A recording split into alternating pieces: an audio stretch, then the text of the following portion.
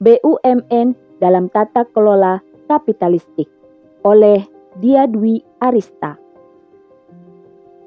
Negara mempunyai banyak badan usaha yang ada di bawah kendali pemerintah. Kebijakan kapitalistik diambil untuk mengurus berbagai badan usaha ini. Namun, tak semua badan usaha asuhan negara menguncurkan keuntungan. Sebagian dari badan usaha tersebut malah membuat negara bagai kerja bakti. Suntikan dana yang selalu diberikan ternyata tak sebanding dengan pemasukan yang didapat negara. Lantas, apa yang salah dalam pengelolaan badan usaha ini hingga terus merugi? Badan usaha milik negara, BUMN, merupakan perusahaan yang kepemilikannya dikuasai oleh negara, baik seluruhnya maupun sebagian. Adapun tujuan pendirian BUMN secara umum menurut laman kompas.com 5 Mei 2021 adalah untuk menciptakan kesejahteraan bagi masyarakat. Sedangkan Undang-Undang Nomor 19 Tahun 2003 tentang BUMN menjelaskan tujuan didirikannya BUMN adalah pertama, secara khusus memberi sumbangan pada pendapatan negara. Secara umum, bermaksud memberi sumbangan untuk perekonomian nasional. Kedua, mengejar keuntungan. Ketiga, menyediakan layanan umum berupa barang dan jasa dengan mutu tinggi bagi masyarakat.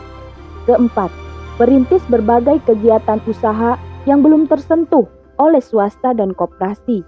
Kelima, turut andil membimbing dan membantu pengusaha kecil, koperasi, dan masyarakat.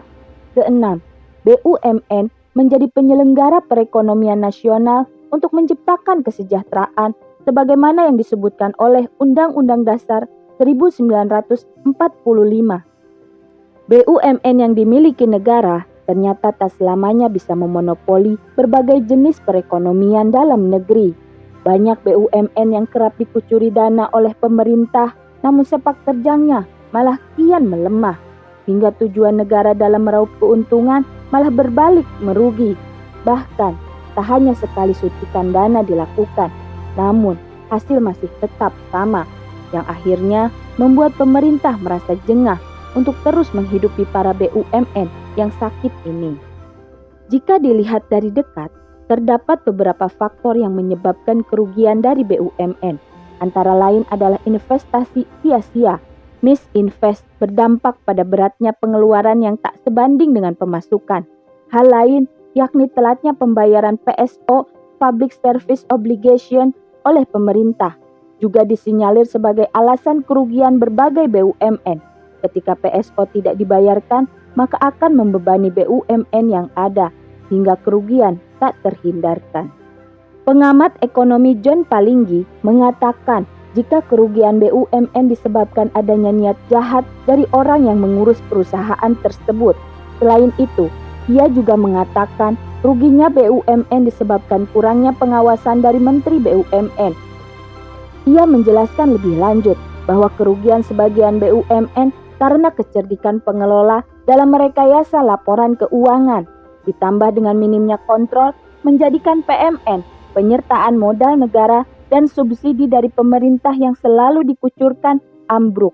Sedangkan partisipasi parpol juga memperparah anjloknya pendapatan BUMN. Faktor-faktor di ataslah yang menjadi pandangan para pakar sebagai pelaku utama dalam kerugian sebagian BUMN negara.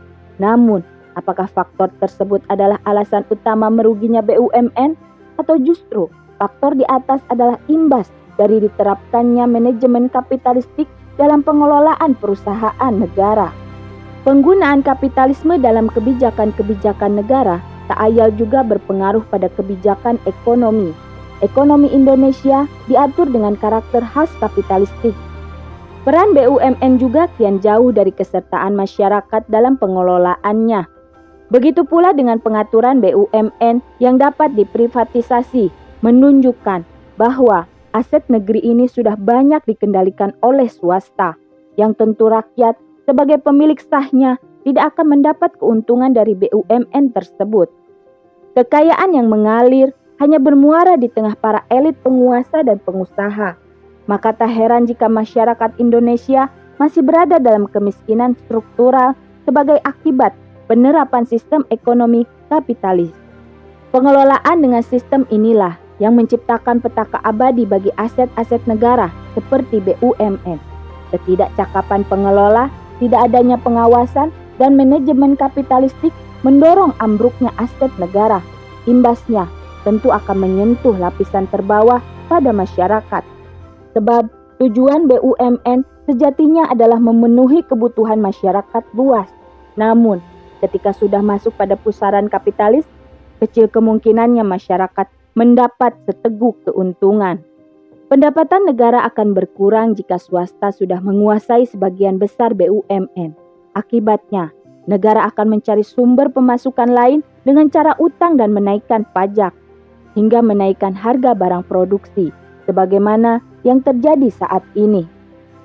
Pengurusan aset negara dalam Islam disebutkan dalam kitab An-Nizam Al-Iqtisadi fi Al-Islam karangan Syekh Taqiyuddin An-Nabhani bahwa kepemilikan dibagi menjadi 3, kepemilikan individu, kepemilikan umum, dan kepemilikan negara. Mengenai aset negara dan sumber daya alam, maka masuk pada lingkup kepemilikan umum, sebagaimana sabda Nabi Muhammad SAW yang diriwayatkan oleh Imam Abu Daud dan Ahmad. Kaum muslim berserikat dalam 3 perkara, yaitu padang rumput, air, dan api. Ketiganya merupakan hal yang dibutuhkan oleh khalayak, maka hasil dari pengelolaannya harus dikembalikan kepada masyarakat. Negara hanya bertugas untuk mengelola dan mengatur distribusi kekayaan tersebut secara merata dalam bentuk yang paling dibutuhkan oleh rakyat, semisal jalan tol, rumah sakit, sekolah, listrik, hingga minyak tanah atau bensin. Tersebab kepemilikannya yang bersifat umum, maka haram hukumnya dikelola oleh individu atau swasta. Pengelolaan harta umum oleh individu atau swasta hanya terjadi pada sistem kapitalisme. Islam sendiri akan mengatur semua harta kepemilikan dengan tujuan menyejahterakan rakyat, bukan menyokong peningkatan kekayaan bagi individu maupun swasta. Dengan pelaksanaan aturan ketiga kepemilikan ini, negara akan mampu mewujudkan kesejahteraan bagi rakyat. Sebab kebutuhan pokok rakyat yang berupa sandang, pangan, papan, keamanan, kesehatan, dan pendidikan akan terpenuhi.